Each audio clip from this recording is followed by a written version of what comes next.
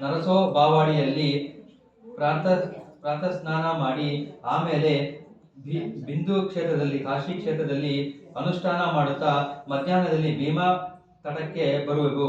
ಅಮರಜಾ ಸಂಗಮದಲ್ಲಿ ಮತ್ತೆ ಸ್ನಾನ ಮಾಡಿ ಆಮೇಲೆ ಮಠಕ್ಕೆ ಬಂದು ನಿರ್ಗುಣ ರೂಪದಿಂದಿದ್ದು ನಿಮ್ಮ ಪೂಜೆಯನ್ನು ಸ್ವೀಕರಿಸುವೆವು. ಈ ವಿಷಯಕ್ಕೆ ಯಾರೂ ಮನಸ್ಸಿನಲ್ಲಿ ಚಿಂತೆ ಮಾಡಬಾರದು. ನಾವು ಈಗ ಗಾಣಗಾಪುರದಲ್ಲಿಯೇ ಅಹೋರಾತ್ರಿ ವಾಸವಾಗಿರುವೆವು. ಈ ಮಾತು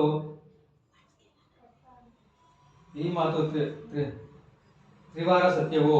ಅದಕ್ಕೆ ಯಾರೂ ಸಂಶಯ ಮಾಡಬಾರದು. ಯಾರು ತಮ್ಮ ಮೇಲೆ ಭಕ್ತಿಯನ್ನು ಮಾಡುತ್ತಾರೋ ಅವನ ಮೇಲೆ ನಮ್ಮದು ಅತಿ ಪ್ರೀತಿಯಾಗಿರುವುದು. ಆದ್ದರಿಂದ ಅವರು ತಮ್ಮ ಇಚ್ಛೆಯ ಫಲವನ್ನು ಹೊಂದುವರು. ಇದು ನಮ್ಮ ಸಿದ್ಧವಾಕ್ಯವಾಗಿರುತ್ತದೆ. ಸಂಗಮದಲ್ಲಿರುವ ಅಶ್ವವೃಕ್ಷವು ಕಲ್ಪವೃಕ್ಷವಾಗಿದೆ. ಅದನ್ನು ಪೂಜಿಸಿದವರ ಸರ್ವ ಇಷ್ಟಾರ್ಥಗಳು ಬೇಗ ಸಿದ್ಧಿಸುವು. ಹೀಗೆ ಆ ಅಶ್ವತ್ಥವನ್ನು ಪೂಜಿಸಿ ಆಮೇಲೆ ಮಠಕ್ಕೆ ಬರಬೇಕು. ಆ ಮಠದಲ್ಲಿರುವ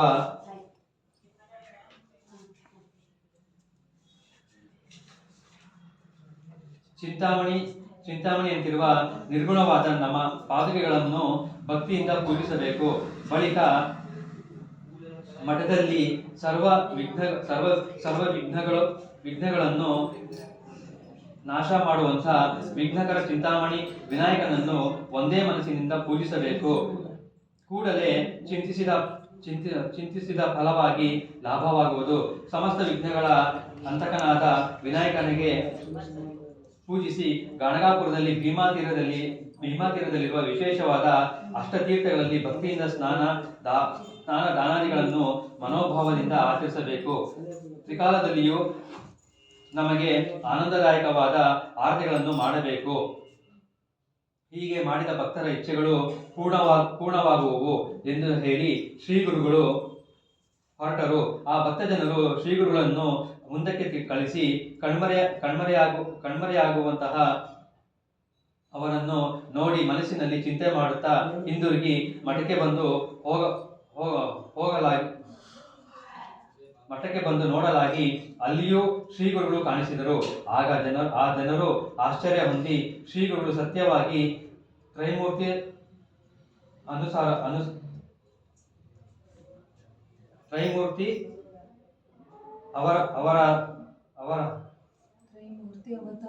ತ್ರೈಮೂರ್ತಿ ಅವತಾರವು.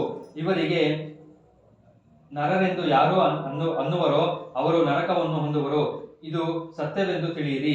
ನಮಗೆ ಶ್ರೀ ಗುರುಗಳ ಮಹಿಮೆಯು ತಿಳಿಯುವುದಿಲ್ಲ ಎಂದು ಆ ಕೂಡಲೇ ಮತ್ತೆ ನೋಡಲು ಅಲ್ಲಿ ಯಾರೂ ಕಾಣಲಿಲ್ಲ. ಶ್ರೀಗುರು ನಿತ್ಯ ಎಲ್ಲರ ಕಣ್ಣಿಗೆ ಕಾಣಿಸದೆ ಪ್ರೇಮವುಳ್ಳ ಭಕ್ತರ ಕಣ್ಣುಗಳಿಗೆ ಮಾತ್ರ ಕಾಣಿಸುತ್ತಾ ಗುಪ್ತವಾಗಿ ಮಠದಲ್ಲಿಯೇ ಇರುವರು. ಅತ್ತ ಶ್ರೀಗುರುಗಳು ಭಕ್ತರಿಗೆ ದೃಷ್ಟಾಂತವನ್ನು ತೋರಿಸುವುದಕ್ಕಾಗಿ ಶ್ರೀ ಪರ್ವತದಲ್ಲಿರುವ ಪಾತಾಳ ಗಂಗೆಯ ತೀರಕ್ಕೆ ಹೋಗಿ ಶಿಷ್ಯರನ್ನು ಕುರಿತು, ಎಲೆ ಶಿಷ್ಯರ, ತೀವ್ರವಾಗಿ ಒಂದು ಪುಷ್ಪಾಸನವನ್ನು ಸಿದ್ಧ ಮಾಡಿರಿ.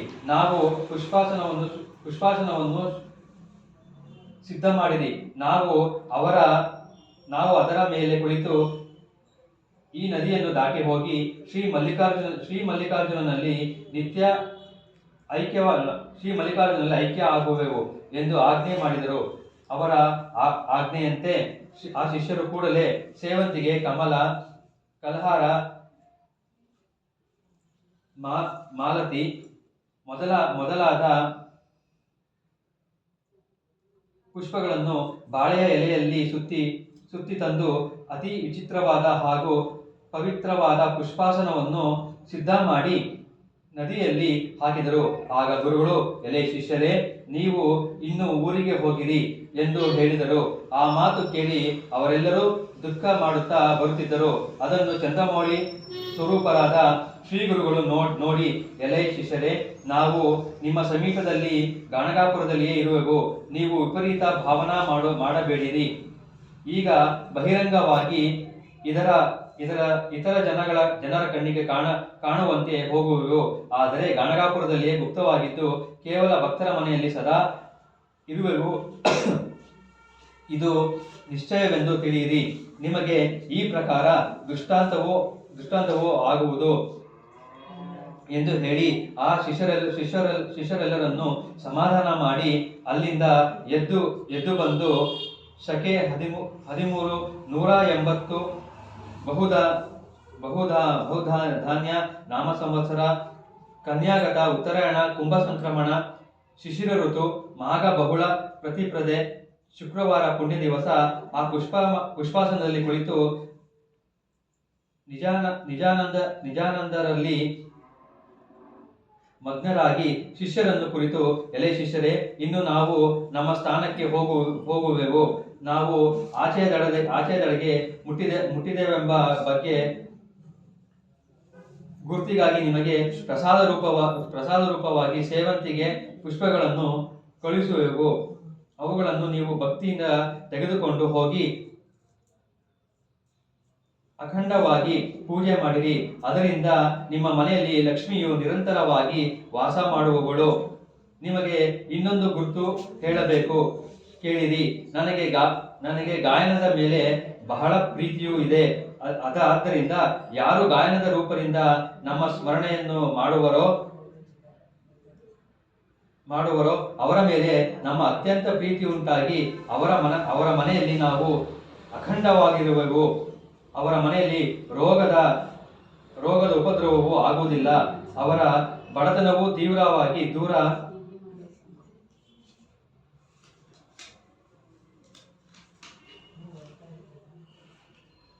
ಹೋಗುವುದು. ಅವರು ಪುತ್ರ ಪೌತ್ರ ಐಶ್ವರ್ಯಾದಿಗಳಿಂದ ಕೂಡಿ ಶತಾಯುಷಿಗಳಾಗಿ ಆನಂದಿಸುವವರು. ಯಾರು ನಿರಂತರವಾಗಿ ನಮ್ಮ ಚರಿತ್ರೆಯನ್ನು ಕೇಳುವರೋ ಹಾಗೂ ಓದುವರೋ ಅವರ ಮನೆಯಲ್ಲಿ ಲಕ್ಷ್ಮಿ ಸ್ಥಿರವಾಗಿರುವಳು. ಈ ವಿಷಯದಲ್ಲಿ ಯಾರೋ ಮನಸ್ಸಿನಲ್ಲಿ ಸಂಶಯ ಹಿಡಿಯಬಾರದು ಎಂದು ಭಕ್ತರಿಗೆ ಹೇಳಿ ಶ್ರೀಗುರುಗಳು ಅದೃಶ್ಯರಾದರು. ಆಗ ಶಿಷ್ಯರು ಬಹಳ ಚಿಂತೆ ಮಾಡುತ್ತಾ ನದಿಯಲ್ಲಿ ನೋಡುತ್ತಿದ್ದರು. ಅಷ್ಟರಲ್ಲಿ ದಂಡೆಯ ಮೇಲೆ ನಾವಿಕರು ಬಂದು ಎಲ್ಲ ಶಿಷ್ಯರನ್ನು ಕುರಿತು ಕೆಲವು ಸಮಾಚಾರವನ್ನು ಹೇಳುತ್ತಿದ್ದರು. ಸ್ವಾಮಿ, ನಾವು ನದಿಯ ಆಚೆ ದಡದಲ್ಲಿದ್ದೆವು. ಆಗ ಅಲ್ಲಿ ಹೋಗುವ ಒಬ್ಬ ಗುರು ಮುನೀಶ್ವರನನ್ನು ಪ್ರತ್ಯಕ್ಷವಾಗಿ ನೋಡಿದೆವು. ಅವರು ಯತಿ ವೇಷದಿಂದಿದ್ದು ಕೈಗಳಲ್ಲಿ ದಂಡ ಕಮಂಡಲಗಳನ್ನು ಹಿಡಿದಿದ್ದರು. ಕಾಲಲ್ಲಿ ಸುವರ್ಣ ಪಾರ್ಕೆಗಳನ್ನು ಮೆಟ್ಟಿದ್ದರು. ಅವರ ಹೆಸರು ನರಸಿಂಹ ಸರಸ್ವತಿ. ಅವರು ನಿಮಗೆ ಕೆಲವು ಸಂಗತಿಗಳನ್ನು ಹೇಳೆಂದು ಹೇಳಿರುವರು, ಕೇಳಿರಿ. ಈಗ ಕಲಿ ಪ್ರಾಬಲ್ಯವು ಬಹಳವಾದ್ದರಿಂದ ಎಲ್ಲ ಜನರಿಗೆ ತಿಳಿಯುವಂತೆ ಈಗ ನಾವು ಕರ್ದಳಿ ಮಠಕ್ಕೆ ಹೋಗುವೆವು. ಆದರೆ ಸತ್ಯವಾಗಿ ನಾವು ಸದಾ ಗಣಗಾಪುರದಲ್ಲಿಯೇ ಗುಪ್ತ ರೂಪದಿಂದ ವಾಸಿಸುವೆವು. ನೀವು ಭ್ರಾಂತಿಯಿಂದ ದುಃಖ ಮಾಡಬೇಡಿರಿ. ಶ್ರೀ ಗುರುನಾಥರು ಚರಣದಲ್ಲಿ ಸುವರ್ಣ ಪಾಲಿಕೆಗಳನ್ನು ಧರಿಸಿ ಹೋಗುತ್ತಿರುವ ದೃಷ್ಟಾಂತವನ್ನು ಕಂಡೆವು. ನೀವು ನಿಮ್ಮ ಸ್ಥಳಕ್ಕೆ ಹೋಗಿ ನಮ್ಮ ಭಕ್ತಿ ಮಾಡುತ್ತಾ ವಂಶ ಪರಂಪರಾ ಸುಖದಿಂದ ಇರಿ. ಈಗ ನದಿಯಲ್ಲಿ ಪ್ರಸಾದ ಪುಷ್ಪಗಳು ತೇಲಿ ಬರುವವು. ಅವುಗಳನ್ನು ಒಯ್ದು ಪೂಜೆ ಮಾಡಿರಿ ಎಂದು ಹೇಳಿ ಶ್ರೀಗುರುಗಳು ಹೋದರು ಎಂದು ನಾವಿಕರು ಕೇಳಲು, ಆಗ ಭಕ್ತರು ಸುಮ್ಮನಾಗಿ ಅತಿ ಹರ್ಷದಿಂದ ಪ್ರಸಾದ ಪುಷ್ಪಗಳನ್ನು ಬರುವುದನ್ನು ನೋಡುತ್ತಿದ್ದರು. ಅಷ್ಟರಲ್ಲಿ 4 ಪ್ರಸಾದ ಪುಷ್ಪಗಳು ಬಂದವು. ಮುಖ್ಯ 4 ಮಂದಿ ಶಿಷ್ಯರು ಅವುಗಳನ್ನು ಹಿಡಿದುಕೊಂಡರು ಎಂದು ಸಿದ್ಧರು ಹೇಳಿದರು. ಆಗ ನಾಮಧಾರಕನು, ಸ್ವಾಮಿ ಸಿದ್ಧಮುನಿಗಳೇ, ಶ್ರೀ ಗುರುಗಳಿಂದ ಉಪದೇಶ ಹೊಂದಿದ ಮುಖ್ಯ ಶಿಷ್ಯರು ಯಾರು? ಯಾರ್ಯಾರಿಗೆ ಪ್ರಸಾದ ಪುಷ್ಪಗಳು ಸಿಕ್ಕವು ಎಂದು ಕೇಳಿದನು. ಇದನ್ನು ಕೇಳಿ ಸಿದ್ಧರು, ಎಲೆ ಶಿಷ್ಯರೇ, ಶ್ರೀ ಗುರುಗಳಿಗೆ ಅನೇಕ ಜನ ಶಿಷ್ಯರಿದ್ದರು. ಅವರೆಲ್ಲರೂ ಗಣಗಾಪುರದಲ್ಲಿ ತಮ್ಮ ಮನೆಗಳಲ್ಲಿರುವವರು. ಆಶ್ರಮ ತೆಗೆದುಕೊಂಡ ಸನ್ಯಾಸಿಗಳನ್ನು ತೀರ್ಥಯಾತ್ರೆಗೆ ಕಳುಹಿಸಿದ್ದರು. ಅವರ ಹೆಸರುಗಳನ್ನು ವಿಸ್ತಾರವಾಗಿ ಹೇಳುವೆ, ಕೇಳು. ಸನ್ಯಾಸಿಗಳಾದ ಬಾಲಕೃಷ್ಣ ಸರಸ್ವತಿ, ಉಪೇಂದ್ರ ಮಾಧವ ಸರಸ್ವತಿ ಎಂಬ ಇಬ್ಬರು ಶಿಷ್ಯರನ್ನು ಶ್ರೀಗುರುಗಳು ಪ್ರೀತಿಯಿಂದ ಈ ಮೊದಲೇ ತೀರ್ಥಯಾತ್ರೆಗೆ ಕಳುಹಿಸಿದ್ದರು. ಆಗ ನಾನು ಸಂಗಮದಲ್ಲಿದ್ದೆನು. ಇದರ ಹೊರತು ಗೃಹಸ್ಥಾಶ್ರಮದ ಶಿಷ್ಯರು ಅನೇಕರಿದ್ದರು. ಅವರೆಲ್ಲರೂ ತಮ್ಮ ಮನೆಗಳಲ್ಲಿ ಸುಖವಾಗಿದ್ದರು. ಆಗ ಗುರುಗಳ ಸಂಗಡ ಶ್ರೀ ಪರ್ವತಕ್ಕೆ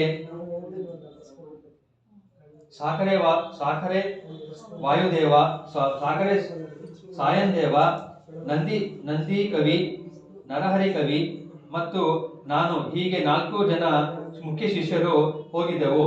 ನಮ್ಮ 4ವರಿಗೆ ಪ್ರಸಾದ ಪುಷ್ಪಗಳು ಸಿಕ್ಕವು. ಅವುಗಳನ್ನು ತಕ್ಕೊಂಡು ಆಮೇಲೆ ಮಠಕ್ಕೆ ಬಂದೆವು. ಆ ಪ್ರಸಾದ ಪುಷ್ಪವೇ ನನಗೆ ಪೂಜ್ಯ ವಸ್ತುವಾಗಿದೆ. ಇಕೋ ನೋಡು ಎಂದು ಆ ಪ್ರಸಾದ ಪುಷ್ಪವನ್ನು ತೋರಿಸಿ, ಎಲೆ ನಾಮಧಾರಕನೇ, ಗುರುಮಹಿಮೆಯ ಈ ಪ್ರಕಾರ ಇರುತ್ತದೆ. ಅದು ಹೇಳಲಿಕ್ಕೆ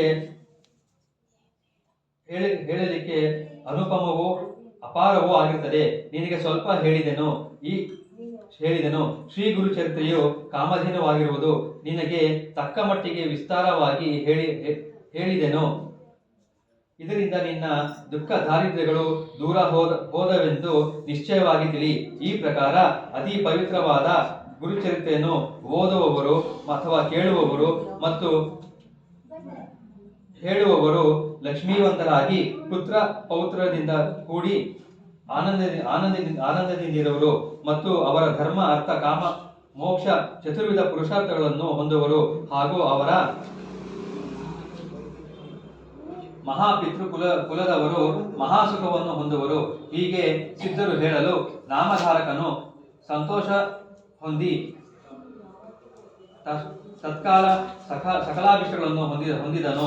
ಶ್ರೀ ಗುರುಚರಿತ್ರೆಯನ್ನು ಬರೆದರೆ ಸರ್ವಸಿದ್ಧಿಯಾಗುವುದು ಎಂದು ಸಿದ್ಧರು ಹೇಳಿದರು. ಈ ಪ್ರಕಾರ ಸಿದ್ಧರು ಹೇಳಿದ್ದನ್ನು ಕೇಳಿ ನಾಮಧಾರಕನು ಸಂತೋಷ ಹೊಂದಿದನು. ಇತ್ತ ಸರಸ್ವತಿ ಗಂಗಾಧರನು ಅತಿ ಮನೋಹರವಾದ ಈ ಶ್ರೀ ಗುರುಚರಿತ್ರೆಯನ್ನು ಕೇಳಿದವರು ಈ ಸಂಸಾರ ಸಾಗರವನ್ನು ದಾಟಿ ಮೋಕ್ಷವನ್ನು ಪಡೆಯುವರು ಮತ್ತು ಅವರು ಖರವಾಗಿ ಸಕಲಾಭಿಷ್ಟಗಳನ್ನು ಹೊಂದುವರು. ಆದ ಕಾರಣ ಎಲ್ಲರೂ ಶ್ರೀ ಗುರುಚರಿತ್ರೆಯನ್ನು ಕೇಳಿರಿ ಎಂದು ನಾಮಧಾರಕನು ಹೇಳಿದನು ಎಂದು ಅಂದನು. ಶ್ರೀ ಗುರುಚರಿತ್ರೆ ಎಂಬುದು ಅಮೃತ ತುಂಬಿದ ಪಾತ್ರೆಯು. ಭಾವಿಕ ಜನರು ಅದರೊಳಗಿನ ಅಮೃತವನ್ನು ತೀವ್ರವಾಗಿ ಸ್ವೀಕಾರ ಮಾಡಬೇಕು. ಅಂದರೆ ಭಕ್ತಿಯಿಂದ ಚಿತ್ತಗೊಟ್ಟು ಗುರುಚರಿತ್ರೆಯನ್ನು ಸಂಪೂರ್ಣವಾಗಿ ಕೇಳಬೇಕು. ಅದರಿಂದ ಸಕಲಾಭೀಷ್ಟಗಳು ಸಾಧಿಸುವವು. ಪುತ್ರ ಪೌತ್ರ ಪಡೆಯಬೇಕೆಂಬ ಅಪೇಕ್ಷೆ ಇದ್ದವರಿಗೆ ಈ ಗುರುಚರಿತ್ರೆಯು ಪ್ರೀತಿಯಾಗಿರುತ್ತದೆ. ಗುರುಚರಿತ್ರೆಯನ್ನು ಭಕ್ತಿಯಿಂದ ಕೇಳಬೇಕು. ಶ್ರವಣ ಮಾತ್ರದಿಂದ ಅವರ ಮನೆಯಲ್ಲಿ ಅಖಂಡ ಲಕ್ಷ್ಮಿಯು ಆನಂದದಿಂದ ವಾಸ ಮಾಡುವಳು. ಇದರ ಶ್ರವಣ ಮಾತ್ರದಿಂದ ಚತುರ್ವಿಧ ಪುರುಷಾರ್ಥಗಳು ಪಾರಮಾರ್ಥವು ಸಾಧಿಸುವವು. ಮತ್ತು ಶ್ರೀ ನರಸಿಂಹ ಸರಸ್ವತಿ ಗುರುಗಳು ಶ್ರೋತೃಗಳ ವಂಶವನ್ನು ರಕ್ಷಿಸುವರು. ಎಲೆ ಶ್ರೋತೃಗಳೇ, ನಿಮಗೆ ನಮಸ್ಕಾರ ಮಾಡಿ ಹೇಳುವೆನು. ಈ ಕಥಾಮೃತವನ್ನು ಎಲ್ಲರೂ ಕೇಳಿರಿ. ಸಕಲಾಭೀಷ್ಟಗಳು ಸಾಧಿಸುವವು. ಮುಖ್ಯವಾಗಿ ಭಕ್ತಿಯು ಕಾರಣ. ಪ್ರೇಮದಿಂದ ಶ್ರವಣ ವಚನ ಪಠಣ ಮಾಡಿದರೆ ಮನುಜ ನಿಜ ಧ್ಯಾನಗಳು ಪ್ರೀತಿಯಿಂದ ತಾವಾಗಿಯೇ ಸಾಧಿಸುವವು. ಶ್ರೀ ನರಸಿಂಹ ಸರಸ್ವತಿ ಸ್ವಾಮಿಗಳು ಪ್ರತ್ಯಕ್ಷ ಶಂಕರರು. ಅವರ ಚರಣಗಳಲ್ಲಿ ಮನಸ್ಸನ್ನು ಪೂರ್ಣ ಅಪರ್ಣ ಮಾಡಬೇಕು. ಅವರ ಅನುಗ್ರಹದಿಂದ ಸಮಸ್ತ ಜನರು ಪೂರ್ಣವಾಗಿ ಸುಖವನ್ನು ಹೊಂದುವರು. ಈ ಗ್ರಂಥಕ್ಕೆ ಶುದ್ಧ ವಸ್ತ್ರವನ್ನು ಕಟ್ಟಿ ಶುದ್ಧ ಮನಸ್ಸಿನಿಂದ ಮನೆಯಲ್ಲಿ ಶುದ್ಧ ಸ್ಥಳದಲ್ಲಿಟ್ಟು ಪೂಜಿಸಬೇಕು. ಹೀಗೆ ಶ್ರೀ ಗುರುಚರಿತಾಮೃತದಲ್ಲಿ ಸಿದ್ಧ ನಾಮಧಾರಕ ಅಮೃತ ಸಂವಾದವಿದೆ. ಈ ಅಧ್ಯಾಯದಲ್ಲಿ ಶ್ರೀ ಗುರು ಸಮಾಧಿಯ ವಿಖ್ಯಾತ ಕಥಾ ಬಂದಿದೆ. ಇತಿ ಶ್ರೀ ಗುರುಚರಿತ್ರ ಪರಮ ಕಥಾ ಕಲ್ಪತರೋ ಸಿದ್ಧ ನಾಮಧಾರಕ ಸಂವಾದೆ ಶ್ರೀ ಸ್ವಾಮಿ ಶ್ರೀಶೈಲ ಯಾತ್ರಾಭಿಗಮನ ಕರ್ದಲೀವನ ಸಂದರ್ಶನಂ ನಾಮ ಏಕ ಪಂಚದಶಮೋಧ್ಯಾಯ ಪ್ರಸಂಗ 51 ಗ್ರಂಥ ಸಂಖ್ಯಾ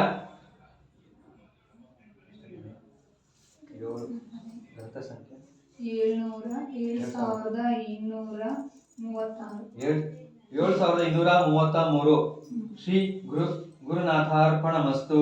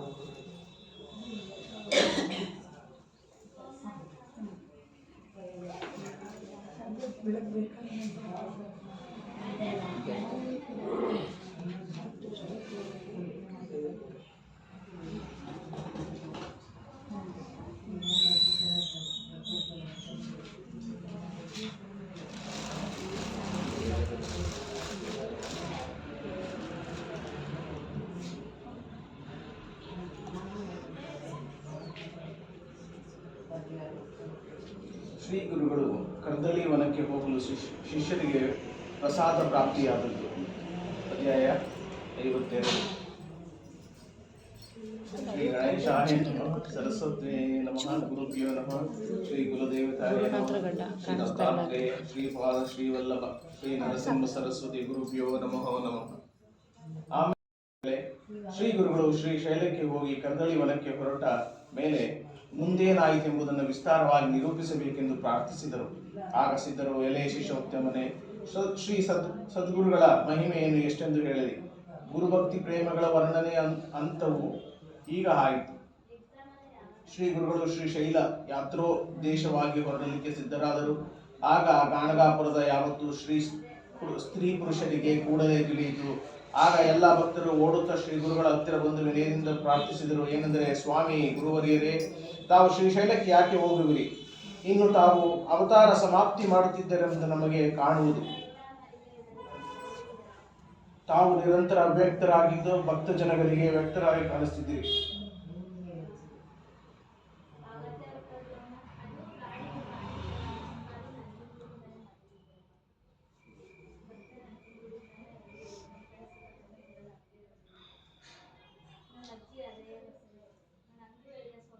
ತಮ್ಮ ಚರಣ ದರ್ಶನದಿಂದ ನಮ್ಮ ಪಾದಗಳು ಸುಟ್ಟು ಹೋಗುತ್ತವೆ, ನಮ್ಮ ಪಾಪಗಳು ಸುಟ್ಟು ಹೋಗುತ್ತವೆ. ಹೀಗಿದ್ದು ನೀವು ಹೋದರೆ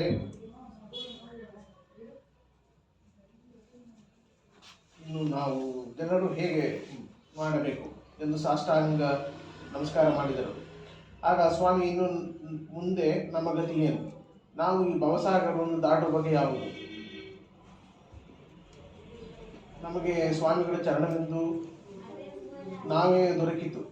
ಆದ್ದರಿಂದ ನಾವು ಈ ಭವಸಾಗರವನ್ನು ದಾಟುತ್ತಿದ್ದೆವು. ತಾವು ಭಕ್ತರಿಗೆ ಕಾಮಧೇನು ಅಂತ ಇದ್ದುದರಿಂದ ಅವರ ಸರ್ವ ಇಷ್ಟಾರ್ಥಗಳು ಉತ್ತಮವಾಗಿ ಪೂರ್ಣವಾಗುತ್ತಿದ್ದವು. ಆದ್ದರಿಂದ ನಾವು ಇವತ್ತಿನವರೆಗೂ ಬದುಕಿದ್ದೆವು. ಇನ್ನು ಮುಂದೆ ನಾವು ಏನು ಮಾಡೋಣ? ಸ್ವಾಮಿ, ತಾವು ಇರುವುದರಿಂದ ಈ ಗಾಣಗಾಪುರವು ವೈಕುಂಠವಾಗಿತ್ತು. ಇನ್ನು ದೀಪವಿಲ್ಲದ ಮನೆಯಂತೆ ಆಗುವುದು. ತಾಯಿ ಇಲ್ಲದ ಮಗುವು, ದೇವರಿಲ್ಲದ ಗುಡಿಯು, ನೀರಿಲ್ಲದ ಕಮಲವು ಹೇಗೆ ಶೋಭಿಸುವುದಿಲ್ಲವೋ ಹಾಗೆ ತಾವು ಇಲ್ಲದಿದ್ದರೆ ಈ ನಗರವು ಪ್ರಕಾಶಿಸುವುದಿಲ್ಲ. ಸ್ವಾಮಿ ಗುರುಗಳೇ, ನಮಗೆ ತಂದೆ ತಾಯಿ, ಬಂಧು ಬಳಗ, ಇಷ್ಟ ಮಿತ್ರರು, ಕುಲದೇವರು ನೀವೇ ಎಂದು ತಿಳಿದು ನಾವು ಕಾಲ ಕಳೆಯುತ್ತಿದ್ದೆವು. ಸ್ವಾಮಿ, ತಾವು ನಿಮ್ಮ ಬಾಲಕರಾದ ನಮ್ಮನ್ನು ಬಿಟ್ಟು ಈಗ ಇಲ್ಲಿಂದ ಹೇಗೆ ಹೋಗುವಿರಿ ಎಂದು ಎಲ್ಲ ಜನರು ಕಣ್ಣೀರು ಸುರಿಸುತ್ತಾ ತಲೆಮಡಿಸಲತ್ತಿದ್ದರು. ಆಗ ಶ್ರೀ ಗುರುಗಳು ನಕ್ಕು, ಎಲೆ ಜನಗಳಿಲ್ಲ, ನಾವು ಈಗ ಹೋಗುವುದು ಸತ್ಯವನ್ನು ತಿಳಿಯಬೇಡಿರಿ. ನಿಮಗೆ ಸತ್ಯವಾದ ಸಂಗತಿಯನ್ನು ಹೇಳುವುದನ್ನು ಕೇಳಿರಿ. ನಾವು ನಿಶ್ಚಿಂತವಾಗಿ ಅಹೋರಾತ್ರಿ ಇದೇ ಗ್ರಾಮದಲ್ಲೇ ಇರುವೆವು.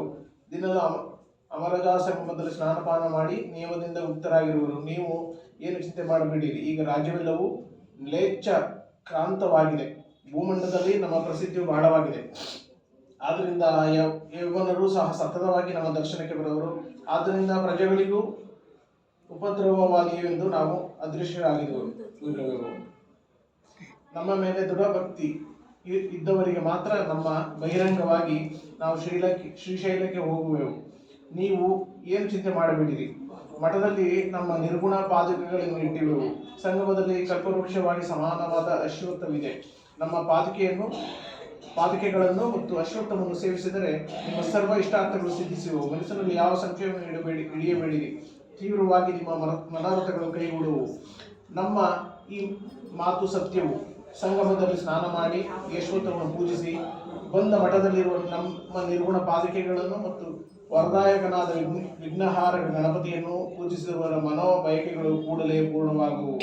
ಭೀಮಾರತಿಯಲ್ಲಿರುವ ಅಷ್ಟತೀರ್ಥಗಳಲ್ಲಿ ಸ್ನಾನ ಮಾಡಿ ಅಲ್ಲಲ್ಲಿ ಮಾಡತಕ್ಕ ಆಚರಣೆ ಮಾಡಿರಿ. ಆದ್ದರಿಂದ ನಿಮಗೆ ಅಪಾರ ಸುಖವಾಗುವುದು. ಮಠದಲ್ಲಿರುವ ಪಾದುಕೆಗಳನ್ನು ಪೂಜಿಸಿ ತ್ರಿಕಾಲದಲ್ಲಿ ಒಳ್ಳೆಯ ರೀತಿಯಿಂದ ಆರತಿಯನ್ನು ಮಾಡಿರಿ ಮತ್ತು ಈ ನಮ್ಮ ಮಾತು ಯಥಾರ್ಥವೆಂದು ತಿಳಿಯಿರಿ. ನಾವು ಈ ಮಠದಲ್ಲೇ ಸತ್ಯವಾಗಿರುವೆವು, ನಮ್ಮ ವಚನವು ನಿಶ್ಚಯವಾದುದೆಂದು ತಿಳಿಯಿರಿ ಎಂದು ಜನರಿಗೆ ಆದ್ಯತೆ ಹೇಳಿ ಶ್ರೀ ಗುರುಗಳು ತಮ್ಮ ಹಿಂದೆ ಬೆನ್ನ ಹತ್ತಿ ಓಡಿ ಬರುತ್ತಿರುವ ಜನಗಳನ್ನು ಸಮಾಧಾನ ಮಾಡಿ 4 ಜನ ಶಿಷ್ಯರೊಡನೆ ತೀವ್ರಗತಿಯಿಂದ ಹೊರಟು ಹೋದರು. ಉಳಿದ 50 ಜನರು ಹಿಂದಿರುಗಿ ಮಠಕ್ಕೆ ಬಂದು ಅಲ್ಲಿ ತಮ್ಮ ನಿಜಾಸನದಲ್ಲಿ ಕುಳಿತಿರುವ ಶ್ರೀ ಗುರುಗಳನ್ನು ನೋಡಿದರು. ಮತ್ತೆ ಕೂಡಲೇ ನೋಡಲು ಗುರುಗಳು ಗುಪ್ತರಾದರು. ಆಗ ಜನರ ಮನಸ್ಸಿನಲ್ಲಿ ಪರಮ ನಿಶ್ಚಿತರಾಗಿದೆ, ಈಗ ನಮ್ಮ ಗುರುಗಳು ಮಾರ್ಗದಲ್ಲಿ ಬಿಟ್ಟು ಬಂದೆವು, ಆದರೂ ಈಗ ಅವರು ಇಲ್ಲಿ ಕಾಣಿಸಿದರು. ಶ್ರೀ ಗುರುಗಳು ಸರ್ವವ್ಯಾಪಿ ನಾರಾಯಣನು ಪೂರ್ಣ ತ್ರೈಮೂರ್ತಿ ಅವತಾರವನ್ನು ಹೊಂದಿ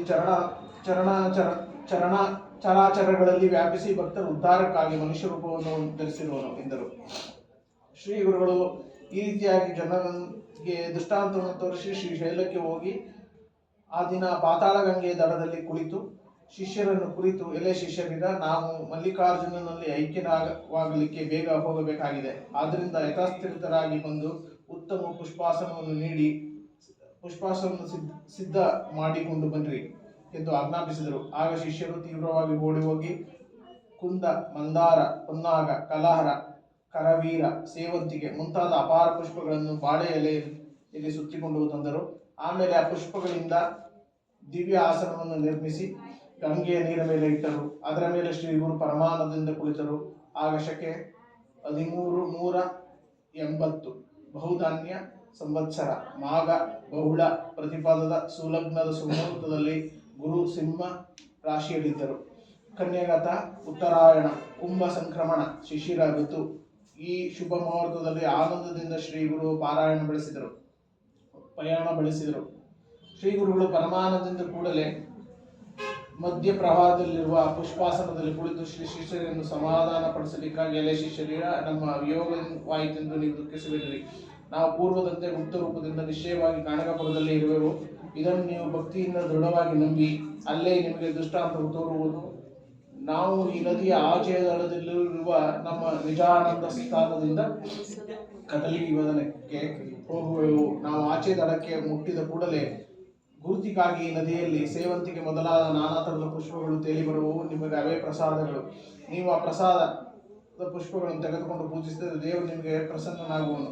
ಭಕ್ತಿ ಭಾವದಿಂದ ಅವುಗಳನ್ನು ಪ್ರಾಣ ಸಮಾನವೆಂದು ಪೂಜೆ ಮಾಡಬೇಕು. ನಿಮಗೆ ಮತ್ತೊಂದು ಮಾತು ಹೇಳುವುದೇನೆಂದರೆ, ಯಾರು ನಮ್ಮ ಚರಿತ್ರೆಯನ್ನು ಪ್ರೀತಿಯಿಂದಲೂ ಭಕ್ತಿಯಿಂದಲೂ ಆಡುವರು, ನಮ್ಮ ಕೀರ್ತನೆ ಮಾಡುವವರು, ಅವರು ನಮಗೆ ಅತ್ಯಂತ ಪ್ರಿಯರಾಗುವರು. ಯಾರು ನಮ್ಮ ಮುಂದೆ ನಾನಾ ರಾಗ ಜ್ಞಾನಗಳಿಂದಲೂ ಒಳ್ಳೆ ಭಕ್ತಿಯಿಂದಲೂ ಆನಂದದಿಂದಲೂ ಗಾಯನ ಕೀರ್ತನೆ ಮಾಡುವರು, ಅವರು ನಮಗೆ ಪರಮ ಪ್ರೀತಿಯ ಭಕ್ತರಾಗುವರು. ಯಾವ ಭಕ್ತರು ನನ್ನನ್ನು ಪೂಜಿಸುವರೋ ಅವರು ನಮ್ಮ ಕಥಾಮೃತವನ್ನು ಪಾನ ಮಾಡುವರು. ಅವರ ಮನದಲ್ಲಿ ಶ್ರೀಪತಿಯಾದ ನಾನು ಪ್ರೀತಿಯಿಂದ ಅಖಂಡವಾಗಿ ವಾಸ ಮಾಡುವೆನು. ನಮ್ಮ ಚರಿತ್ರೆಯನ್ನು ಪಡಿಸಿದವರಿಗೆ ಸಕಲ ಸಿದ್ಧಾರ್ಥಗಳು ಲಭಿಸುವವು. ಸರ್ವ ಸಿದ್ಧಿಗಳು ಅವರ ಮನೆ ಬಾಗಿಲು ದಾಸಿಯಿಂದ ಕಾದಿರುವವರು. ಅವರಿಗೆ ಯಮನ ಭಯವಿಲ್ಲ. ಅವರಿಗೆ ಪ್ರತಿಯೊಂದರ ಲಾಭವೇ ಲಾಭವಾಗುವುದು ಮತ್ತು ಅವರು ಪುತ್ರ ಪೌತ್ರ ಸಂತತಿಯನ್ನು ಅಷ್ಟಾಶ್ರಯವನ್ನು ಅನುಭವಿಸಿ ಕಡೆಗೆ ಮುಕ್ತಿಯನ್ನು ಹೊಂದುವರು. ಈ ಮಾತು ಸುಳ್ಳೆಂದು ತಿಳಿದವರು ದಾರುಣವಾದ ನರಕವನ್ನು ಹೊಂದುವರು ಮತ್ತು ಅವರು ಗುರುದ್ರೋಹಿಯಾಗಿ ಜನ್ಮ ಮರಣ ದುಃಖಗಳಿಂದ ಬಿಡುಗಡೆ ಹೊಂದಲಾರರು. ಆದ ಕಾರಣ ನಮ್ಮನ್ನು ನಂಬಿದವರಿಗೆ ಬಹು ಸುಖವಾಗುವುದು ಎಂದು ಶ್ರೀ ಗುರುಗಳು ಆ ಶಿಷ್ಯರಿಗೆ ಹೇಳಿ ತಾವು ಅಲ್ಲಿಯೇ ಅದೃಶ್ಯರಾದರು. ಆಗ ಶಿಷ್ಯರು ನದಿಯಲ್ಲೇ ನೋಡಿದರು. ಶ್ರೀ ಗುರುಗಳು ತಮ್ಮ ಕಣ್ಣಿಗೆ ಕಾಣಿಸಲಿಲ್ಲವೆಂದು ಬಹುಪರಿಯಾಗಿ ಚಿಂತಿಸುತ್ತಾ ಅಲ್ಲಿಯೇ ಸುಮ್ಮನೆ ನಿಂತಿದ್ದರು. ಅಷ್ಟರಲ್ಲಿ ಕೆಲವು ನಾವಿಕರು ಅಲ್ಲಿಗೆ ಬಂದು ಆ ಶಿಷ್ಯರನ್ನು ಕುರಿತು, ಅಯ್ಯ, ನಾವು ಆಚೆಯ ದಡದಲ್ಲಿ ಗುರುನಾಥರನ್ನು ಹೋಗುವುದನ್ನು ನೋಡಿದೆವೋ. ಅವರು ಯತಿವೇಷದಲ್ಲಿದ್ದು ಕೈಯಲ್ಲಿ ದಂಡ ಕಮಂಡಲಗಳನ್ನು, ಮೈ ಮೇಲೆ ತಲೆಯ ಮೇಲೆ ಕಷಾಯ ವಸ್ತ್ರವನ್ನು ಧರಿಸಿ ಕಾಲುಗಳಲ್ಲಿ ಸೂರ್ಯನ ಪಾದಿಕೆಯನ್ನು ಇಟ್ಟಿದ್ದರು. ಅವುಗಳ ಕಾಂತಿಯು ಅವರ ಶರೀರದಲ್ಲಿ ಬಿಂಬಿಸುತ್ತಿತ್ತು. ನಿಮಗೆ ಕೆಲವು ಸಂಗತಿಗಳನ್ನು ಹೇಳಬೇಕೆಂದು ಅವರು ನಮಗೆ ಆಜ್ಞಾಪಿಸಿದರು. ಈ ಮಾತು ಲಕ್ಷ್ಯ ಕೊಟ್ಟು ಕೇಳಿದೆ. ಅವರ ಹೆಸರು ನರಸಿಂಹ ಸರಸ್ವತಿಗಳೆಂದು ಹೇಳಿದರು ಮತ್ತು ಈ ಕಲಿಯ ಪ್ರಭಾವದಲ್ಲಿ ಬಹಳವಾಗಿದೆ. ನಾವು ಗುಪ್ತವಾಗಿ ಗಾಣಗಾಪುರದಲ್ಲಿಯೇ ವಾಸಿಸುವೆವು. ಭಕ್ತರಾದ ನೀವು ನಮ್ಮ ಭಜನೆಯಲ್ಲಿ ತತ್ಪರರಾಗಿ ದೃಢಭಕ್ತಿ ಇದ್ದವರಿಗೆ ನಾವು ಪ್ರತ್ಯಕ್ಷ ಕಾಣಿಸುವೆವು. ಈಗ ನದಿಯಲ್ಲೇ ಪ್ರಸಾದ ಪುಷ್ಪಗಳು ತೇಲಿ ಬರುವವು, ಅವುಗಳನ್ನು ತಗೊಂಡು ಹೋಗಿ ಮನೆಗೆ ಸ್ವಸ್ಥರಾಗಿ ಎಂದು ಆ ಪ್ರಕಾರ ನಿಮಗೆ ಹೇಳಿದರೆಂದು ನಮಗೆ ಹೇಳಿ ಹೋದರು. ಮಾರ್ಗದಲ್ಲಿ ನಾವು ಪ್ರತ್ಯಕ್ಷರಾಗಿ ಅವರನ್ನು ನೋಡಿದೆವು. ನೀವು ಇಷ್ಟಾಗಿ ಚಿಂತಾಕ್ರಾಂತರಾಗಿದ್ದೀರಿ, ಚಿಂತೆಯನ್ನು ಬಿಡಿರಿ ಎಂದು ನಾವಿಕರು ಹೇಳಿದರು. ಆ ನಾವಿಕರ ಮಾತು ಕೇಳಿ ಶಿಷ್ಯರು ಸಂತೋಷ ಪಡುವಷ್ಟರಲ್ಲಿ ನದಿಯ ಪ್ರವಾಹದ ಗುಟ್ಟ ಆ ಪ್ರಸಾದ ಪುಷ್ಪಗಳನ್ನು ತೇಲಿ ಬಂದವು. ಆ ಶಿಷ್ಯರು ಅವುಗಳನ್ನು ತಗೊಂಡು ಆನಂದದಿಂದ ಗುರುಧ್ಯಾನ ಮಾಡುತ್ತಾ ತಿರುಗಿ ಮಠಕ್ಕೆ ಬಂದರು ಎಂದು ಸಿದ್ಧರು ಹೇಳಲು, ಆಗ ನಾಮಧಾರಕನು, ಸ್ವಾಮಿ, ಈ ನದಿಯಲ್ಲಿ ಎಷ್ಟು ಹೂಗಳು ಬಂದವು? ಶಿಷ್ಯರು ಎಷ್ಟು ಜನರಿದ್ದರು? ಆ ಹೂಗಳನ್ನು ಯಾರ್ಯಾರು ತಗೊಂಡರು ಎಂಬುದನ್ನು ವಿಸ್ತಾರವಾಗಿ ಹೇಳಿ ಎಂದರು. ಆಗ ಸಿದ್ಧರು, ಎಲೆಯ ನಾಮಧಾರಕನೇ, ನೀವು ಒಳ್ಳೆಯ ಸಂದೇಹ ಹೊಂದಿದ್ದಿ. ನಿನ್ನ ವಿವೇಕವು ಧನ್ಯವಾದದ್ದು. ನೀನು ಸಾಧಕನ ಸಮರ್ಥಕನು. ಈಗ ನಿನಗೆ ಸರ್ವ ಗುರುತು ಹೇಳುವನ್ನು ಕೇಳು. ಶ್ರೀ ಗುರುಗಳು ಗಾಣಗಾಪುರದಲ್ಲಿದ್ದು ಅಸಂಖ್ಯ ಶಿಷ್ಯರಿದ್ದರು. ಆಗ ಅವರೆಲ್ಲರ ಹೆಸರು ನೆನಪಿಗೆ ಬರುವುದಿಲ್ಲ.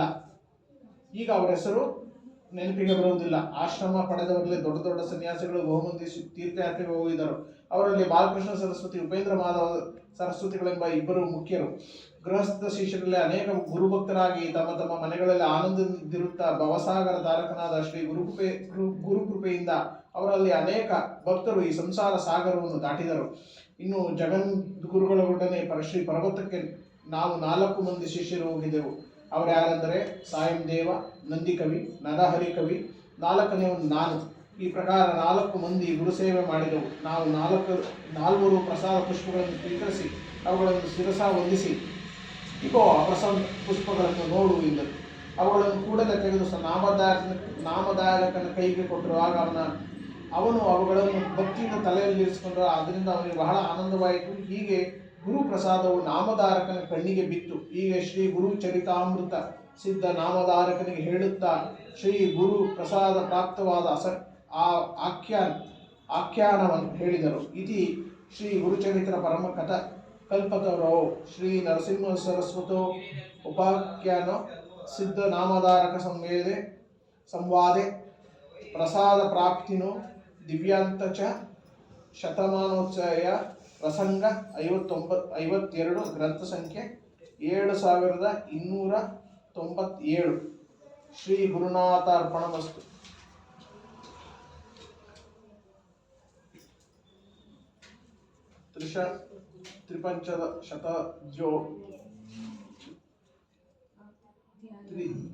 ತ್ರಿಪಂಚಶತಮಾನೋಧ್ಯಾಯ.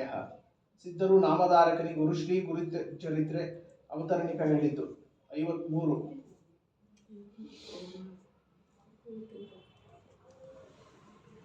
ಶ್ರೀ ಗಣೇಶಾಯ ನಮಃ, ಶ್ರೀ ಸರಸ್ವತ್ಯಾಯ ನಮಃ, ಶ್ರೀ ಗುರುಭ್ಯೋ ನಮಃ, ಶ್ರೀ ಕುಲದೇವತಾಯ ನಮಃ, ಶ್ರೀ ದತ್ತಾತ್ರೇಯ ನಮಃ, ಶ್ರೀಪಾದ ಶ್ರೀವಲ್ಲಭ ಶ್ರೀ ನರಸಿಂಹ ಸರಸ್ವತಿ ಗುರುಭ್ಯೋ ನಮಃ.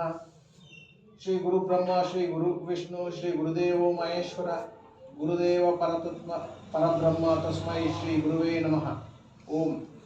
ಆಮೇಲೆ ಸರಸ್ವತಿ ಗಂಗಾಧರನು, ಎಲೆ ಶ್ರೋತೃಗಳೇ, ಸಾವಧಾನದಿಂದ ಕೇಳಿರಿ. ಈ ಪ್ರಕಾರ ಗುರುಚರಿತಾಮೃತದ 59ನೇ 3ನೇ ಅಧ್ಯಾಯವನ್ನು ಕೇಳಿ. ನಾಮಧಾರಕನ ಮನಸ್ಸು ಬ್ರಹ್ಮ ಆನಂದದಲ್ಲಿ ಮಗ್ನವಾಯಿತು ಮತ್ತು ಅವನು ಗುರುಚರಿತ್ರೆ ಎಂಬ ಅಮೃತವನ್ನು ಕುಡಿದು ತಟಸ್ಥನಾಗಿ ಬೆವರಿನಿಂದ ಕೂಡಿದ ಶರೀರವುಳ್ಳವನು, ರೋಮಾಂಚನವುಳ್ಳವನು, ಸದ್ಗಂಧಿತ ಕಂಠನೂ ಆದನು.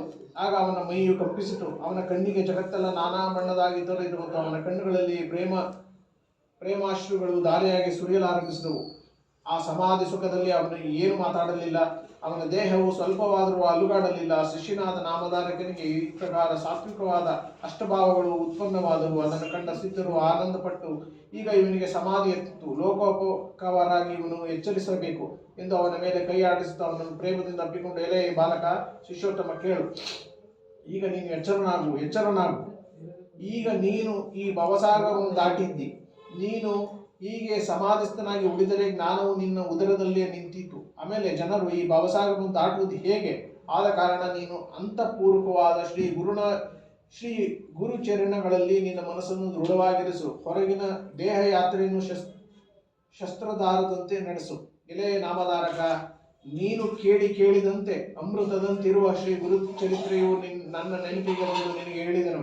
ತಾಪತ್ರಯವನ್ನು ನಾಶ ಮಾಡುವಂತಹ ಅನುಪಮವಾದಂತಹ ಶ್ರೀ ಗುರು ಚರಿತ್ರೆಯು ನಿನ್ನ ಸಲುವಾಗಿ ಭೂಮಿಯಲ್ಲಿ ಪ್ರಕಟವಾಯಿತು.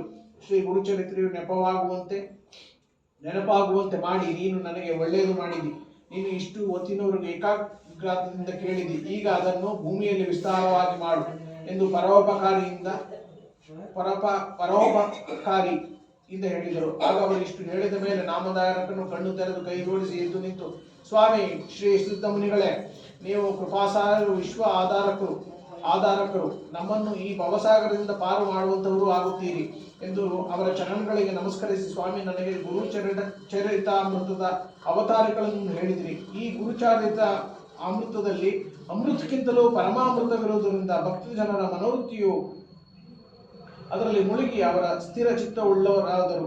ಇದರಲ್ಲಿ ನನಗೆ ಇನ್ನೂ ತೃಪ್ತಿಯಾಗಲಿಲ್ಲ. ಆ ಕಾರಣ ಸ್ವಾಮಿ ಈ ಕಥೆಯಲ್ಲಿ ಪುನಃ ನನಗೆ ಸೂಚಿಸಿ ಅಕ್ಷಯ ಅಮೃತವನ್ನು ಕುಡಿಸಿ ನನ್ನನ್ನು ಆನಂದ ಸಾಗರದಲ್ಲಿ ಇಡೀರಿ. ಬುದ್ಧಿವಂತರು ಅನೇಕ ಔಷಧಿಗಳ ಸಾರವನ್ನು ತೆಗೆದು ಕುಡಿದು ತ್ರೈಲೋಕ್ಯ ಚಿಂತಾಮಣಿ ಎಂಬ ರಸಾಯನವನ್ನು ಸಂಗ್ರಹ ಮಾಡುವಂತೆ ತಾವು ನನಗೆ ಈ ಗುರುಚರಿತ್ರೆಯ ಸಾರವನ್ನು ಸಂಗ್ರಹವಾಗಿ ನಿರೂಪಿಸಿದಿರಿ ಎಂದು ಪ್ರಾರ್ಥಿಸಿದರು. ಶಿಷ್ಯನ ಪ್ರಾರ್ಥನೆಯನ್ನು ಕೇಳಿ ಸಿದ್ಧರು ಸಂತೋಷಪಟ್ಟು, ಎಲೆಯ ಬಾಲಕ, ನಿನ್ನ ವಾಸನೆ ಗುರುಚರಿತ್ರೆಯಲ್ಲೇ ಅಖಂಡವಾಗಿರಲಿ. ಈಗ ನಿನಗೆ ಗುರುಚರಿತ್ರೆ ಅವತಾರಿಕೆಯ ಮೊದಲೇ ಅಧ್ಯಾಯದಿಂದ 52ನೇ ಅಧ್ಯಾಯಗಳ ಪೂರ್ಣ ಸಾರಾಂಶ ಹೇಳುವೆನು. ಏಕಚಿತ್ತದಿಂದ ಕೇಳು.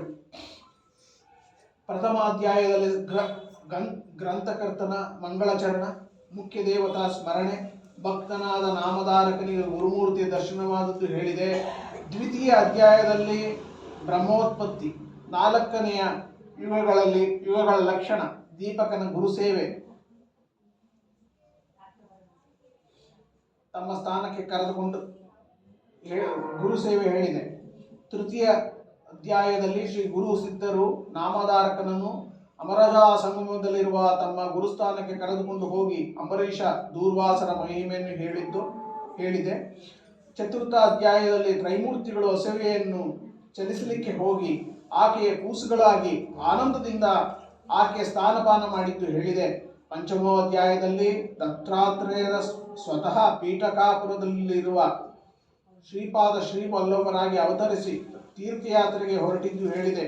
6ನೇ ಅಧ್ಯಾಯದಲ್ಲಿ ರಾವಣನು ಈಶ್ವರನ ಪ್ರಾಣಲಿಂಗವನ್ನು ಕೊಯ್ದ ಗೋಕರ್ಣಕ್ಕೆ ಹೋಗಲು ವಿಘ್ನೇಶ್ವರನು ಅವನಿಗೆ ವಿಘ್ನ ಮಾಡಿ ಆ ಲಿಂಗವನ್ನು ಗೋಕರ್ಣದಲ್ಲಿ ಸ್ಥಾಪಿಸಿದ್ದು ಹೇಳಿದೆ. 7ನೇ ಅಧ್ಯಾಯದಲ್ಲಿ ಗೌತಮರು ಮಿತ್ರ ಸಹಜರ ರಾಜನಿಗೆ ಗೋಕರ್ಣ ಮಹಿಮೆಯನ್ನು ಅಸಂಖ್ಯವಾಗಿ ಹೇಳಿ ಚಾಂಡಾಳಿಯು ಉದ್ಧಾರವಾದ ಕಥೆಯನ್ನು ಹೇಳಿದೆ. 8ನೇ ಅಧ್ಯಾಯದಲ್ಲಿ ಒಬ್ಬ ವಿಧವೆಯು ತನ್ನ ಮಗನೊಡನೆ ನದಿಯೊಳಗೆ ಹಾರಿ ಪ್ರಾಣ ಕೊಡಲಿಕ್ಕೆ ಹೋದಾಗ ಆಕೆಗೆ ಶ್ರೀಪಾದ ಶ್ರೀವಲ್ಲಭ ಗುರುಗಳ ಶನಿ ಪ್ರದೋಷ ವ್ರತವನ್ನು ಹೇಳಿ ಆಕೆಯ ಮಗನನ್ನು ಜ್ಞಾನಿಗಳಾಗಿ ಮಾಡಿದ್ದು ಹೇಳಿದೆ.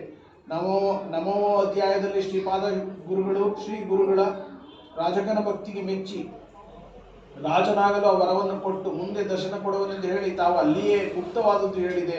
10ನೇ ಅಧ್ಯಾಯದಲ್ಲಿ ಕಳ್ಳರು ಒಬ್ಬ ಬ್ರಾಹ್ಮಣನನ್ನು ಕೊಲ್ಲಲು ಶ್ರೀಪಾದರು ಅಲ್ಲಿಯೇ ಪ್ರಕಟನಾಗಿ ಆ ಕಳ್ಳರನ್ನು ಕೊಂದು ಆ ಬ್ರಾಹ್ಮಣನ ಪ್ರಾಣವನ್ನು ಉಳಿಸಿದ್ದು ಹೇಳಿದೆ.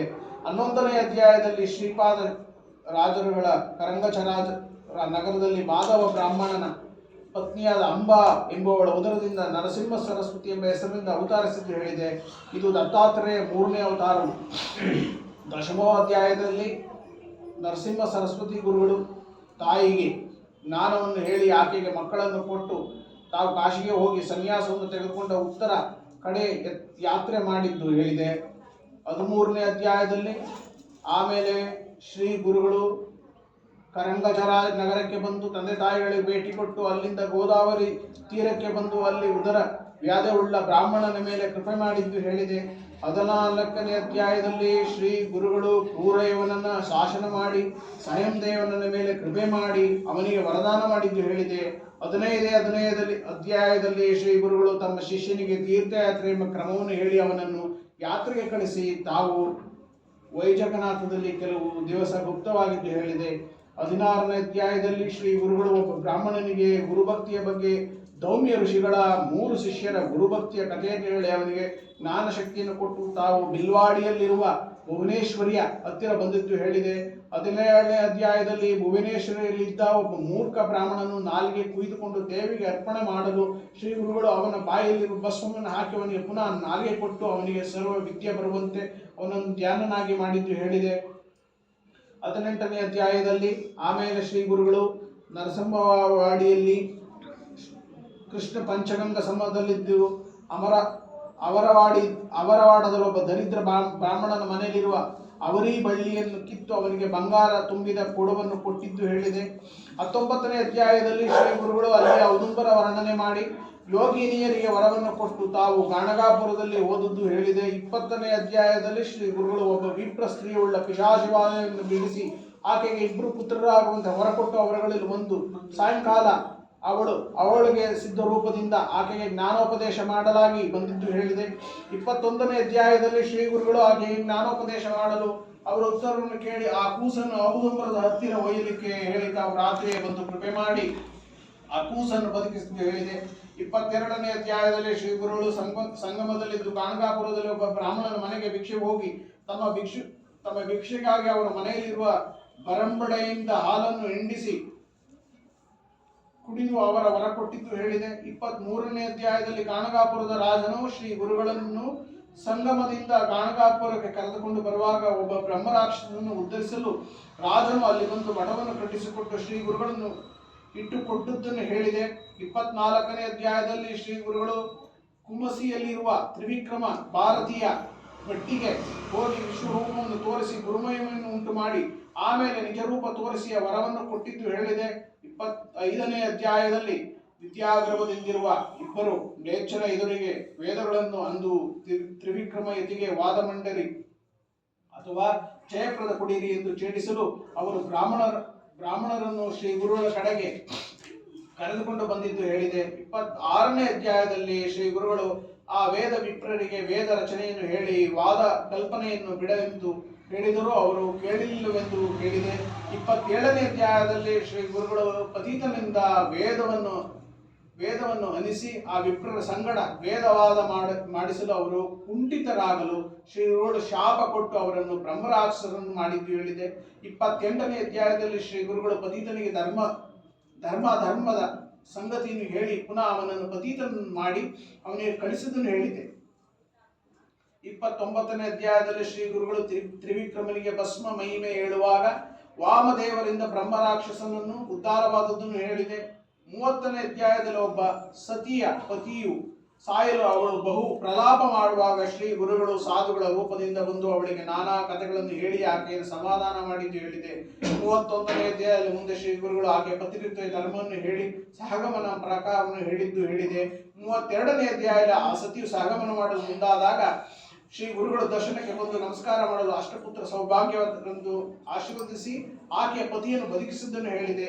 39ನೇ ಅಧ್ಯಾಯದಲ್ಲಿ ರುದ್ರಾಕ್ಷಿ ಧಾರಣ ಮಹಿಮಾ ಮತ್ತು ಮರ್ಕಟ ಕುಕುಟಗಳ ಕತೆ ವೈಶ್ಯರ ಕತೆ ಹೇಳಿದೆ. 34ನೇ ಅಧ್ಯಾಯದಲ್ಲಿ ಪರಶರ ರಾಜನಿಗೆ ರುದ್ರಾಧ್ಯಾಯ ಮಹಿಮಾ ಹೇಳಿ ಅದರಂತೆಯೇ ಅಭಿಷೇಕ ಮಾಡಿಸಿ ಅವನ ಮಗನನ್ನು ಬದುಕಿಸಿ ಅವನ ಆಯುಷ್ ಬೆಳೆದ ಮೇಲೆ ನಾರದನು ಬಂದು ಹೇಳಿದ್ದು ಕೇಳಿದೆ. 35ನೇ ಅಧ್ಯಾಯದಲ್ಲಿ ಕಚದೇವಿಯಾನಿ ಕಥ ಮತ್ತು ಸೋಮವಾರ ವ್ರತದ ಮಹತ್ವ ಬಗ್ಗೆ ಸೀಮಂತನಿಗೆ ಆಖ್ಯಾನ ಹೇಳಿದ್ದು ಹೇಳಿದೆ. 36ನೇ ಅಧ್ಯಾಯದಲ್ಲಿ ಬ್ರಹ್ಮನಿಷ್ಠ ಬ್ರಾಹ್ಮಣನನ್ನು ಅವನ ಹೆಂಡತಿಯು ಪರನ್ನಕ್ಕೆ ಕರೆದುಕೊಂಡು ಹೋಗಲು ಅವನ ಗುರುಚರಣವನ್ನು ಹಿಡಿಯಲು ಗುರುಗಳು ಅವನಿಗೆ ಕರ್ಮ ಮಾರ್ಗವನ್ನು ಹೇಳಿದ್ದು ಹೇಳಿದೆ. 37ನೇ ಅಧ್ಯಾಯದಲ್ಲಿ ಮತ್ತೆ ಶ್ರೀ ಗುರುಗಳು ನಾನಾ ಧರ್ಮಗಳನ್ನು ಬ್ರಹ್ಮಕರ್ಮವನ್ನು ಹೇಳಿ ಪ್ರಸನ್ನರಾಗಿ ಅವನಿಗೆ ವರವನ್ನು ಕೊಟ್ಟಿದ್ದನ್ನು ಹೇಳಿದೆ. 38ನೇ ಅಧ್ಯಾಯದಲ್ಲಿ ಭಾಸ್ಕರ ಬ್ರಾಹ್ಮಣನು 3 ಮಂದಿಗೆ ಸಾಲುವಷ್ಟು ಮಾಡಿದ ಅನ್ನದಲ್ಲಿ ಶ್ರೀ ಗುರುಗಳು ಅಕ್ಷಯ ಮಾಡಿ 4,000 ಮಂದಿ ಬ್ರಾಹ್ಮಣರಿಗೂ ಮತ್ತು ಶೂದ್ರಾದಿಗಳು ಊಟ ಬಡಿಸಿದ್ದು ಹೇಳಿದೆ. 39ನೇ ಅಧ್ಯಾಯದಲ್ಲಿ ಸೋಮನಾಥ ಬ್ರಾಹ್ಮಣನ 60 ವರ್ಷದ ಪಂಜೆ ಹೆಂಡತಿಗೆ ಶ್ರೀ ಗುರುಗಳು ಪುತ್ರನನ್ನು ಕೊಟ್ಟಿದ್ದು ಹೇಳಿದೆ. 40ನೇ ಅಧ್ಯಾಯದಲ್ಲಿ ನರಹರಿಯಿಂದ ಒಣಕಟ್ಟಿಗೆ ಸೇರಿಸಿ ಅವನ ಕುಷ್ಠವನ್ನು ಕಳೆದಿದ್ದು ವರಿಷ್ಠ ಶಿಷ್ಯನಾದ ಬೇಡನ ಶಿವಪೂಜಾ ವಿಧಾನವನ್ನು ಹೇಳಿದ್ದು ಹೇಳಿದೆ. 49ನೇ ಅಧ್ಯಾಯದಲ್ಲಿ ಶ್ರೀ ಗುರುಗಳು ಸಾಯಂದೇವನಿಂದ ಸೇವಾ ತಗೊಂಡು ಈಶ್ವರ ಪಾರ್ವತಿ ಸಂವಾದ ರೂಪನಾದ ಕಾಶಿಯಾತ್ರ ನಿರೂಪಣೆ ಹೇಳಿದೆ. 42ನೇ ಅಧ್ಯಾಯದಲ್ಲಿ ಸಾಯಂದೇವನು ತನ್ನ ಪುತ್ರ ಕಲರತ್ನರನ್ನು ಕರೆದುಕೊಂಡು ಬಂದು ಸ್ತುತಿಸಲು ಶ್ರೀ ಗುರುಗಳು ಅವನಿಗೆ ಯಾತ್ರಾ ವಿಧಿಯನ್ನು ಹೇಳಿ ವರವನ್ನು ಕೊಟ್ಟಿದ್ದು ಹೇಳಿದೆ.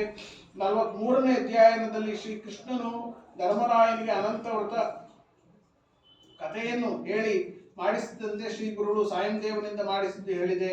44ನೇ ಅಧ್ಯಾಯದಲ್ಲಿ ಶ್ರೀ ಗುರುಗಳು ತುತಕ ಭಕ್ತನಿಗೆ ಶಿವರಾತ್ರಿಯ ಮಹತ್ವದ ಬಗ್ಗೆ ವಿಮರ್ಶನ ರಾಜನ ಕಥೆಯನ್ನು ಹೇಳಿ ಕ್ಷಣದಲ್ಲೇ ಶ್ರೀ ಪರ್ವತಕ್ಕೆ ಕರೆದುಕೊಂಡು ಬಂದಿದ್ದು ಹೇಳಿದೆ. 45ನೇ ಅಧ್ಯಾಯದಲ್ಲಿ ತುಳಜಾಪುರದಿಂದ ಬಂದ ಕುಷ್ಟಿ ಬ್ರಾಹ್ಮಣನ ಕುಷ್ಠವನ್ನು ಸಂಗಮದಲ್ಲಿ ಸ್ನಾನ ಮಾಡಿಸಿ ಕಳೆದಿದ್ದು ಅವನಿಗೆ ಜ್ಞಾನವನ್ನು ಕೊಟ್ಟಿದ್ದು ಹೇಳಿದೆ. 46ನೇ ಅಧ್ಯಾಯದಲ್ಲಿ ಶ್ರೀ ಗುರುಗಳು ಇಪ್ಪರಿಗಿ ಗ್ರಾಮದಲ್ಲಿ ಕಲ್ಲೇಶ್ವರ ಭಕ್ತನಾದ ನರಹರಿ ಕವಿಗೆ ದರ್ಶನ ಕೊಟ್ಟು ಅವನನ್ನು ತಮ್ಮ ಶಿಷ್ಯನನ್ನು ಮಾಡಿಕೊಟ್ಟಿದ್ದು ಹೇಳಿದೆ. 47ನೇ ಅಧ್ಯಾಯದಲ್ಲಿ 7 ಗ್ರಾಮದ 7 ಜನರ ಶಿಷ್ಯರು ದೀಪಾವಳಿ ಹಬ್ಬದ ತಮ್ಮಲ್ಲಿಗೆ ಬರಬೇಕೆಂದು ಕರೆಯಲಿಕ್ಕೆ ಬರಲು ಶ್ರೀ ಗುರುಗಳು ಮೂಲ ರೂಪದಿಂದ ಮಠದಲ್ಲೇ ಇದ್ದು ಬೇರೆ ರೂಪಗಳನ್ನು ಧರಿಸಿ ಆ ಊರಿಗೆ ಹೋಗಿದ್ದು ಹೇಳಿದೆ. 48ನೇ ಅಧ್ಯಾಯದಲ್ಲಿ ಶ್ರೀ ಗುರುಗಳು ಒಬ್ಬ ಶೂದ್ರ ಭಕ್ತನ ಹೊಲದ ಮೊದಲಿನ ಜೋಳವನ್ನು ಬೆಳೆಯನ್ನು ಕೂಯಿಸಿ ಮುಂದೆ ಅವನಿಗೆ 100 ಪಟ್ಟು ಬೆಳೆಯು ಬರುವಂತೆ ಮಾಡಿ ಅವನನ್ನು ಆನಂದಪಡಿಸಿದ್ದು ಹೇಳಿದೆ. 49ನೇ ಅಧ್ಯಾಯದಲ್ಲಿ ಶ್ರೀ ಗುರುಗಳು ಭೀಮಾ ಅಮರಾಜ ಸಂಗಮದ ಮಹತ್ವ ಮತ್ತು ಭೀಮದಲ್ಲಿರುವ ಅಷ್ಟತೀರ್ಥಗಳ ಮಹತ್ವವನ್ನು ಶಿಷ್ಯರಿಗೆ ಹೇಳಿ ಪೂರ್ವೋಜಯದಿಂದ ಬಂದ ತಂಗಿಯ ಕುಷ್ಠವನ್ನು ಹೇಳಿ ಕಳೆಯುವ ಉಪಾಯವನ್ನು ಹೇಳಿದೆ. 50ನೇ ಅಧ್ಯಾಯದಲ್ಲಿ ಶ್ರೀ ಗುರುಗಳು ಲೇಚನ ಉಂಡನ್ನು ಕಳೆದು ಅವನ ಭಕ್ತಿಯ ಸಲುವಾಗಿ ಅವನ ನಗರಕ್ಕೆ ಹೋಗಿ ಮುಂದೆ ಶ್ರೀ ಪರ್ವತವನ್ನು ಭೇಟಿಯಾಗು ಅದೊಂದು ಹೇಳಿದೆ. ಅದೇ 51ನೇ ಮತ್ತು 52ನೇ ಅಧ್ಯಾಯದಲ್ಲಿ ಶ್ರೀ ಗುರುಮೂರ್ತಿಯ ಭೂಮಿಯ ಮೇಲಿನ ಪಾಪ ಪ್ರವೃತ್ತಿಯನ್ನು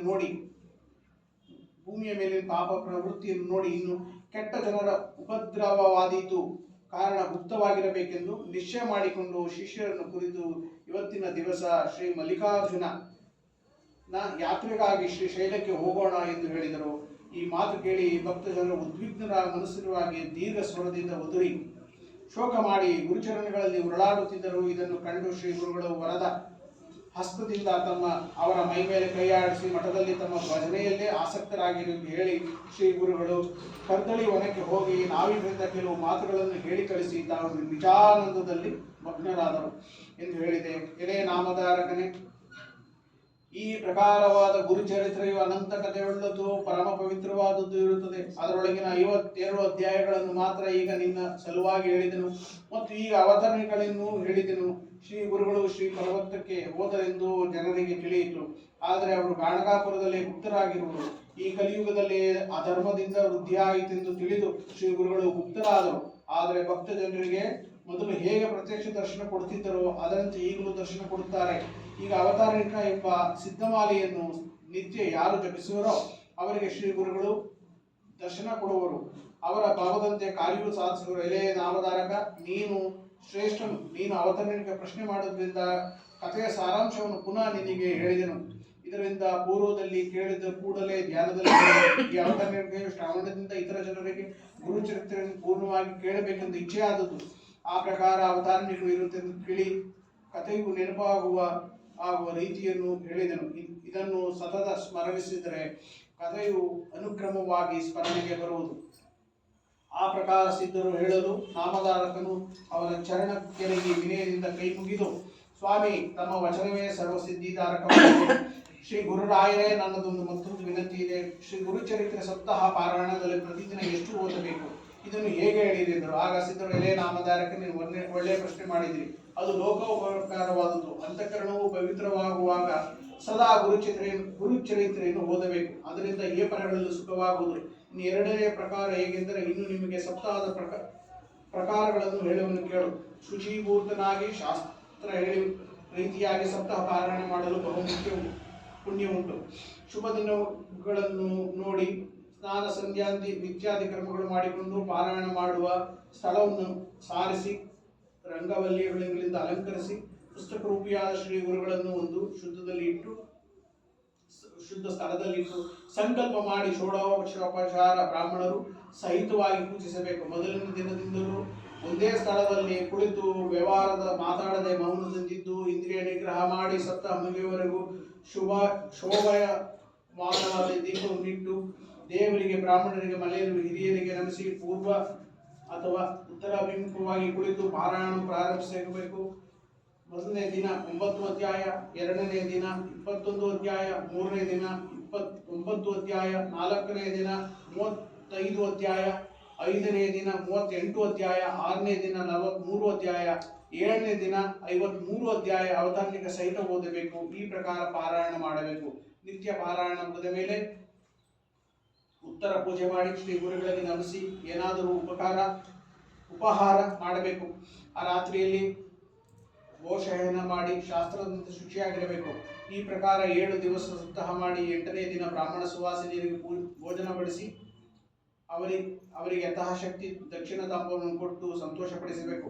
ಹೀಗೆ ಸಪ್ತಾಹ ಅನುಷ್ಠಾನ ಮಾಡಲು ಶ್ರೀ ಗುರುಗಳ ದರ್ಶನವಾಗುವುದು ಮತ್ತು ಭೂತ ಪ್ರೇತಾದಿಗಳ ಬಾಧೆಯೂ ನಾಶವಾಗಿ ಸುಖವಾಗುವುದು ಎಂದು ಸಿದ್ಧರು ಹೇಳಿದರು. ಆಗ ನಾಮಧಾರಕರು ಸಿದ್ಧರ ಚರಣಗಳಿಗೆ ನಮಸ್ಕರಿಸಿ, ಸ್ವಾಮಿ ಗುರುರಾಯರೇ, ಈ ಬಾಲಕನ ಇಷ್ಟಾರ್ಥವನ್ನು ಪೂರ್ಣ ಮಾಡಿ ಕೃತಜ್ಞ ಮಾಡಿದಿರಿ ಎಂದು ಅಂದನು. ಇತ್ತ ಶೋತೃಗಳು ಶ್ರೀ ಗುರುಗಳ ಪಾದಕ್ಕೆ ನಮಸ್ಕಾರ ಮಾಡಿ ಶ್ರೀ ಗುರುಗಳ ಬಹಳ ಆಶ್ಚರ್ಯಕರವಾಗಿ ಮಾಡಿದರು. ತಾಯಿಯು ಕೂಸಿಗೆ ಅಮೃತವನ್ನು ಸಮಾನವಾದ ಒಲೆ ಹಾಲನ್ನು ಕುಡಿಸಿದಂತೆ ನಮಗೆ ಗುರುಚರಿತ್ರನ ಅಮೃತವನ್ನು ಪಾನ ಮಾಡಿಸಿದಿರಿ. ಶ್ರೀ ಗುರುಚರಿತ್ರೆ ಪ್ರತಿಯೊಂದು ಅಧ್ಯಾಯದ ಓವಿ ಎಂಬ ರತ್ನಮಾಲೆಯನ್ನು ಕಟ್ಟಿ ಮನಸ್ಸೆಂಬ ಕಂಠದಲ್ಲಿ ಧರಿಸಿದರೆ ಇಷ್ಟಾರ್ಥಗಳು ಸಿದ್ಧಿಯಾಗುವುದು. ನಾಮಧಾರಕನು ಸಿದ್ಧರ ವಚನವೆಂಬ ಕಣಿಗೆಯುಳ್ಳನಿಂದ 52 ಅಧ್ಯಾಯಗಳೆಂಬ ರತ್ನಗಳನ್ನು ತೆಗೆದು ಕಡಾಯಿಯಲ್ಲಿ ತುಂಬಿ ತಂದು ಯಾಚಕ ಭಕ್ತರನ್ನು ಆನಂದಪಡಿಸಿದನು. ಅಥವಾ ಸಿದ್ಧರೆಂಬ ಕಲ್ಪತರುವಿಗೆ ನಾಮಧಾರಕನು ಕೈಗೊಡ್ಡಿ ಭಕ್ತ ಜನರ ಸಲುವಾಗಿ ಪರೋಪಕಾರ ಮಾಡಿದನು. ಮಾಘವು ಜಾತಕದ ಬಾವಿಯಲ್ಲಿ ಮೊದಲು ಒಂದೊಂದೇ ಹನಿಯನ್ನು ಹಾಕಿ ಹಿಂದಿನಿಂದ ಅಪಾರವಾಗಿ ವರ್ಷಿಸುವಂತೆ ಸಿದ್ಧರೆಂಬ ಮೇಘವು ಬಾಯಿ ತೆಗೆದುಕೊಂಡು ಕುಳಿತ ನಾಮಧಾರಕನು ಎಂಬ ಜಾತಕದಿಂದ ಮೊದಲು ಸ್ವಲ್ಪ ಕಥೆಯನ್ನು ಹೇಳಿ ಹಿಂದಿನಿಂದ ವಿಸ್ತಾರವಾಗಿ ಗುರುಚರಿತ್ರೆಯನ್ನು ಹೇಳಿ ಆನಂದಪಡಿಸಿದನು. ಇದರಿಂದ ಭಕ್ತರು ಮತ್ತು ಅಭಕ್ತರಿಗೂ ಸಹ ತನ್ನಿಂದ ತಾನೇ ಅಮೃತಪಾನದ ಲಾಭವಾಯಿತು. ದುಷ್ಟ ಜನರ ಅಂತಃಕರಣಕ್ಕೆ ಕಲ್ಲು ಬಿದ್ದಂತಾಯಿತು. ಎಲೆ ನಾರಾಯಣನೇ, ನಮಗೆ ಶ್ರೀ ಗುರುಮೂರ್ತಿಯ ಚರಣಗಳನ್ನು ಹಿಡಿಯುವಂತೆ, ಸಿದ್ಧರಿಗೆ ವಂದಿಸುವಂತೆ ಮತ್ತು ನಾಮಧಾರರಿಗೆ ವಂದಿಸುವಂತೆ ಮನಸ್ಸನ್ನು ಕೊಡು. ಎಲೆ ಗುರುರೂಪಿಯಾದ ನಾರಾಯಣನೇ, ದೀನರಕ್ಷಕನೇ, ವಿಶ್ವಾಂಬರನೇ, ನಿನ್ನಷ್ಟಕ್ಕೆ ನೀನೇ ನಿನ್ನ ಗುರುತು ತೋರಿಸಿ ಗುರು ಶಿಷ್ಯರ ರೂಪದಿಂದ ಕ್ರೀಡಿಸುವಿ ಅಂದರು. ಇತಿ ಶ್ರೀ ಗುರುಚರಣ ಪರಮ ಕಥಾಕಲ್ಪತರೋ ಶ್ರೀ ನರಸಿಂಹ ಸರಸ್ವತಿ ಉಪಯೋಕ್ಯಾನ್ಯ ಸಿದ್ಧ ನಾಮಧಾರಕ ಸಂವಾದೆ ದ್ವಿಪಂಚಶತ್ ಅಧ್ಯಾಯ ಸಾರೆ ಅವತಾರಣಿಕ ನಾಮ ತ್ರಿಪಂಚಶತಮೋಧ್ಯಾಯ ಪ್ರಸಂಗ 53 ಗ್ರಂಥ ಸಂಖ್ಯೆ 74,001 ಶ್ರೀ ಗುರುನಾಥ ಅರ್ಪಣ ವಸ್ತು. ಶ್ರೀ ಗುರುಚರಿತ್ರ ಸಪ್ತಮ ದಿನ ಸಮಾಪ್ತ. ಪಾರಾಯಣ ಸಂಪೂರ್ಣ. ಭಕ್ತಿಖಂಡ ಮುಗಿಯಿತು. ಜಯ ಗುರುದೇವ ದತ್ತ.